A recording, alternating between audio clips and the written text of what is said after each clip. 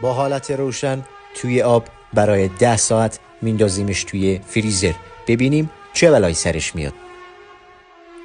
چیزی که جالب و حیرت انگیزه اینه که بعد 10 ساعت هنوزم روشنه و داره کار میکنه. البته بی خودم نیست، چون این مدل گواهی IP69 رو داره، یعنی بالاترین استاندارد ضد آب بودن در تمامی دستگاه ها. ولی باقی تستشو میذارم بعد از آنباکسش. اوپو A5 پرو، یه گوشی اقتصادی و کاملا مقاوم از شرکت اوپو. CPU میدیاتک دیمنسیتی 7000 رو داره، باتری غول 6000 و شارژر 80 وات رو داره. کیفیت نمایشگر امولد با 120 هرتز رو داره. حافظه 512، رم 12 گیگابایت. دوربین اصلی 50 مگاپیکسلی با کیفیت 4K تا 30 فریم بر ثانیه و مقاومتی که داره قابل تحسینه. اما بقیه تست رو نگاه کنیم. بعد از یخ زدن میندازیمش توی آب با دمای 100 درجه سانتیگراد و بازم هیچ مشکلی براش پیش نمیاد. یه گوشی آب و تاب دیده، مخصوص دوستانی که